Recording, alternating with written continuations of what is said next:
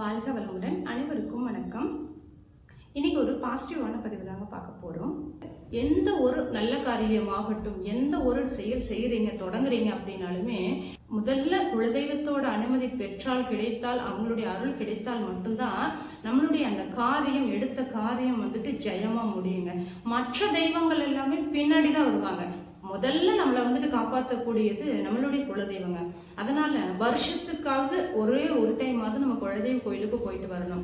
அங்க உங்களுக்கு ஏதாவது வீட்டுல பயமா இருக்கு, கெட்ட சக்திகளா இருக்கு, கெட்ட கெட்ட கனவு வருது, குழந்தைகள் திடீர்னு அழுகுறாங்க, வீட்டுக்குள்ள ஒரே சண்டை சச்சரவு, அப்புறம் உடல்நிலை இல்லாம போகுது, அது இந்த மாதிரி இருக்கிறவங்க குலதெய்வ கோயில்ல போய் கொஞ்சமா மண் எடுத்துட்டு வாங்க.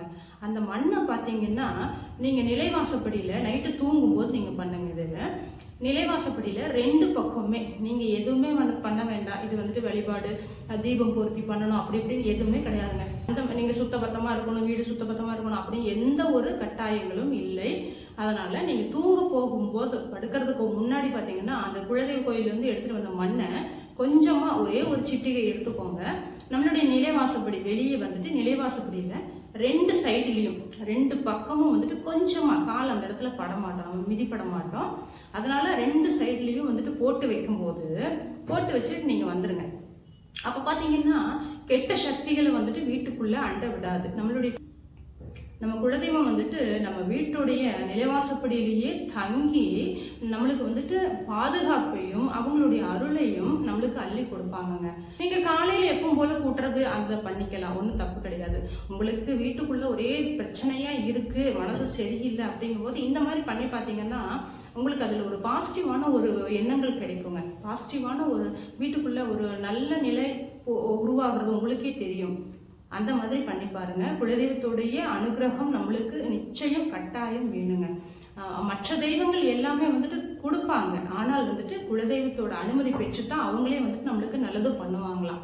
அதனால நம்மளுடைய முன்னோர்கள் சொன்னது என்னன்னா, முதல்ல நீங்க எந்த காரியம் எடுத்தாலுமே குலதெய்வ வழிபாடு பண்ணிட்டு பண்ணுங்க அப்படின்னு சொல்லுவாங்க. அதனாலதான் குலதெய்வத்தை எக்காலம் நம்ம மறக்கவும் கூடாது, அவங்கள அவமதிக்கவும் கூடாதுங்க. இந்த பதிவு உங்களுக்கு உபயோகமா இருக்கு, பிடிச்சிருக்கு அப்படின்னா மறக்காம நம்மளுடைய சேனலை லைக் பண்ணி சப்ஸ்கிரைப் பண்ணிக்கோங்க. நல்ல நல்ல பதிவுகள் எல்லாமே வருங்க. முடிஞ்ச அளவுக்கு எல்லாருமே நிறைய தண்ணி குடிங்க. தண்ணி குடிக்கிறது உடம்புக்கு ரொம்ப ரொம்ப நல்லதுங்க. இப்ப வெயில் காலம் ஆரம்பமாயிடுச்சு. ஆரம்பத்திலேயே அமர்க்களமா இருக்குது. நான் வெயில் போட்டு படுத்து எடுக்க போகுது. அதனால முடிஞ்ச அளவுக்கு நிறைய தண்ணி குடிங்க. தண்ணினால மட்டும்தான் நம்ம உடம்ப காப்பாற்றிக்க முடியும். வேறு வேறு உபாதைகள் எல்லாம் வராம தடுக்கிறதுக்கு தண்ணி குடிக்கிறது ரொம்ப ரொம்ப ஒரு நல்ல விஷயங்க. அடுத்து ஒரு பாசிட்டிவான பதிவில் சந்திக்கலாம். நன்றி, வணக்கம்.